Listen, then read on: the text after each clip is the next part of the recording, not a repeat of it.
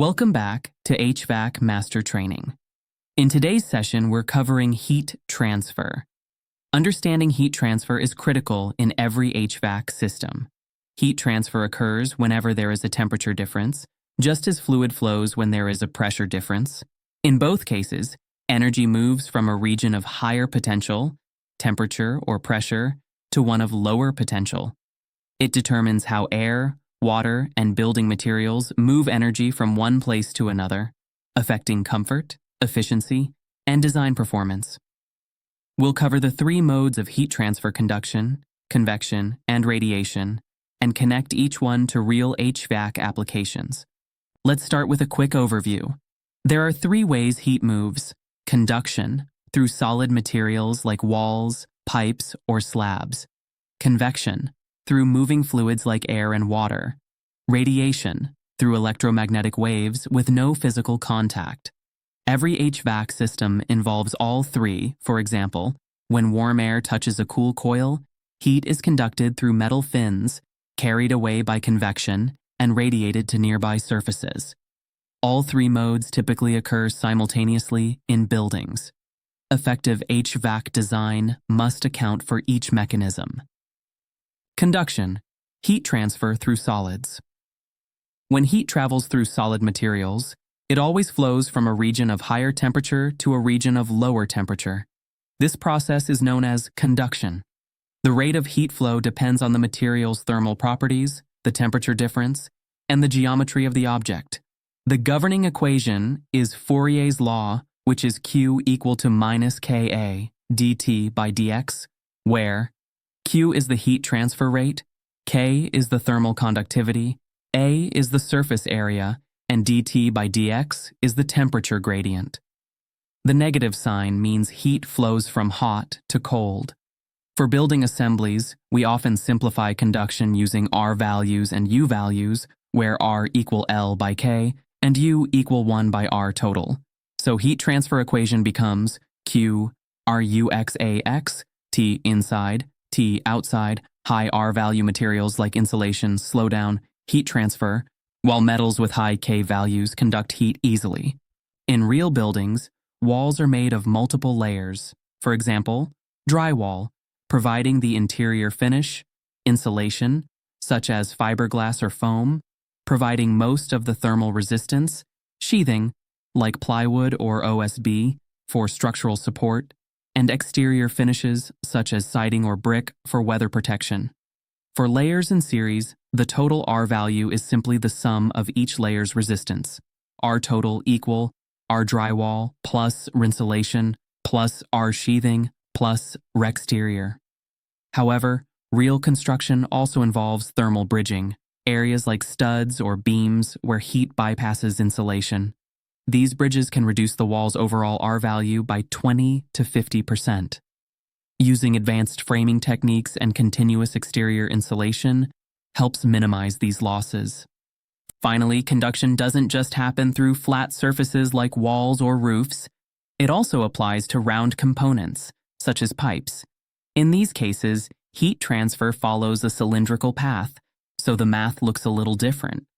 We use a special version of Fourier's law for pipes. Q equals 2 pi Lk times the temperature difference between inside and outside, divided by the natural log of outer radius over inner radius. This equation helps engineers calculate how much heat is lost through pipe insulation, or how much heat gain might occur in buried chilled water lines. Next up, convection. This happens between a surface and a moving fluid. For example, air flowing over a coil, or water running through a heat exchanger. The rule here is Newton's law of cooling. Q equals HA times the temperature difference between the surface and the fluid, where Q is the heat transfer rate, measured in BTUs per hour or in watts. It tells us how much heat is being transferred over time. H is the convection coefficient. It represents how effectively heat moves between a surface and the surrounding fluid, like air or water. Its unit is BTUs per hour per square foot per degree Fahrenheit, or in metric, watts per square meter per Kelvin. A is the surface area through which heat is being transferred, measured in square feet or square meters. And finally, dT is the temperature difference between the surface and the fluid, in degrees Fahrenheit or degrees Celsius. There are two kinds of convection: natural convection, caused by density differences due to temperature variations. When warm air rises and cool air sinks, it creates thermal plumes, and natural convection has slower heat transfer rates. And forced convection, created by fans, pumps, or winds. It has much higher heat transfer rates. HVAC system relay on forced convection, and it is controllable and predictable. To picture that, natural convection moves at about 40 feet per minute. That's 0.2 meters per second. Forced convection moves at around 200 feet per minute, roughly 1.1 meters per second. Thermal plumes heat sources in buildings create rising columns of warm air called thermal plumes. People generate 400 BTU/HR sensible heat. Computers and equipment produce significant heat. Lights, especially incandescent, create strong plumes. Plumes affect air distribution and comfort. When we want to know how much energy a moving fluid carries, we use this equation, Q equal to m dot multiply by Cp multiply by delta T, where m dot is the mass flow rate, or how much air or fluid is moving through the system. Cp is the specific heat capacity, which tells us how much energy is needed to raise the temperature of that material by 1 degree. And delta T is simply the temperature change. For air systems in the imperial unit system, we often use a simplified version, Q equal to 1.08 into CFM into delta T. Here, CFM stands for cubic feet per minute of airflow. That's how we measure how much air is moving through a duct or a fan. So in short, if you know how much air is flowing and how much its temperature changes, you can easily find out how much sensible heat is being added or removed from the space.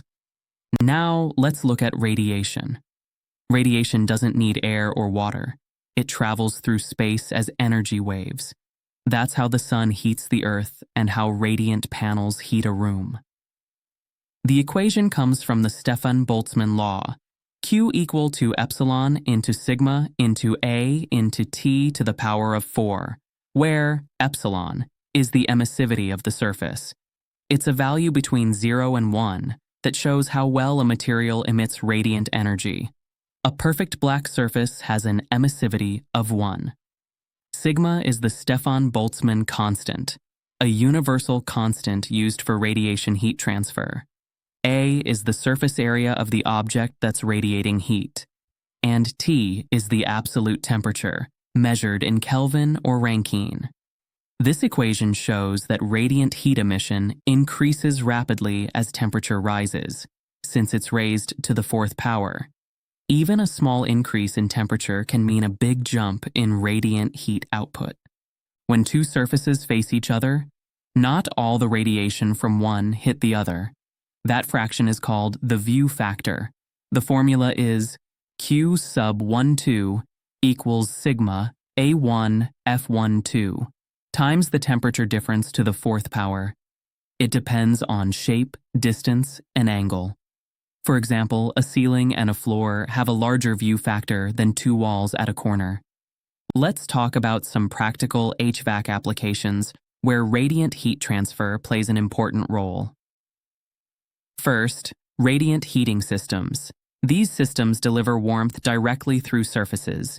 Examples include floor heating panels, ceiling radiant panels, and infrared heaters.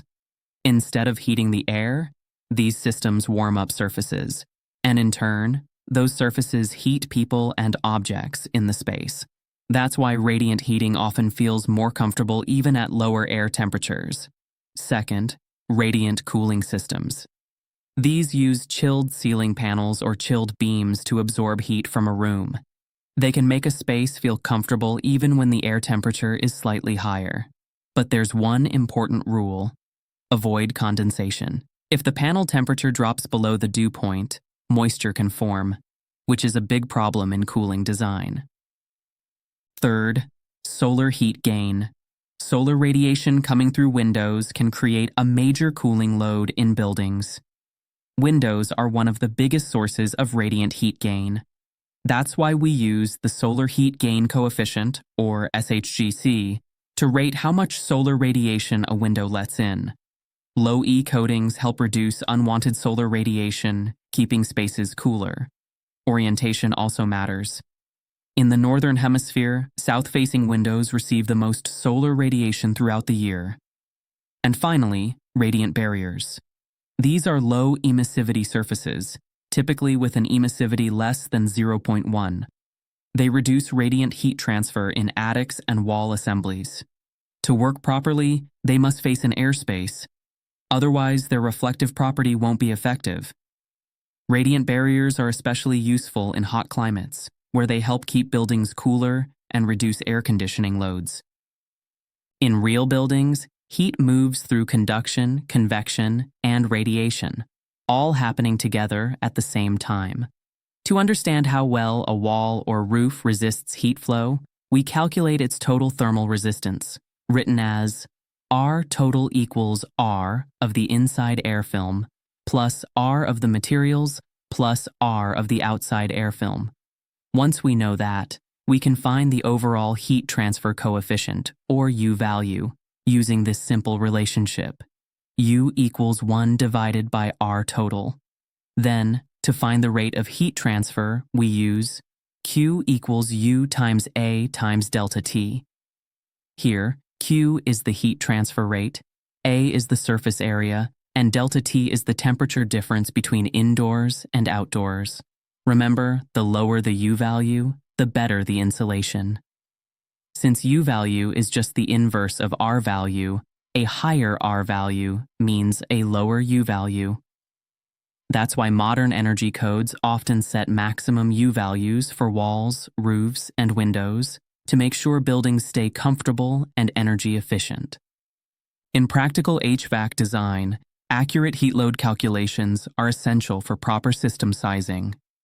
We account for all sources of heat gain and loss, conduction through walls, roofs, floors, and windows. Solar radiation through glazing, which changes with orientation. Internal gains from people, lights, and equipment, and air movement through infiltration and ventilation. To improve energy efficiency, here's what we focus on. Minimize conduction by adding insulation, removing thermal bridges, using low U-factor windows, and sealing air leaks. Control solar radiation with low E coatings, exterior shading, smart window placement, and low solar heat gain glazing, especially in cooling climates. And finally, optimize convection through good air distribution, using natural thermal plumes where possible, maintaining comfortable air velocities, and using variable speed fans for better efficiency. Let's wrap up. Conduction happens through solids. Convection happens through air and water. Radiation happens through space. Together, they control comfort, efficiency, and energy use in every HVAC system. If you understand how these three heat transfer modes work, you'll design and troubleshoot systems more effectively. Thanks for watching HVAC Master Training. Remember to like, share, and subscribe for more clear, visual, and practical HVAC lessons.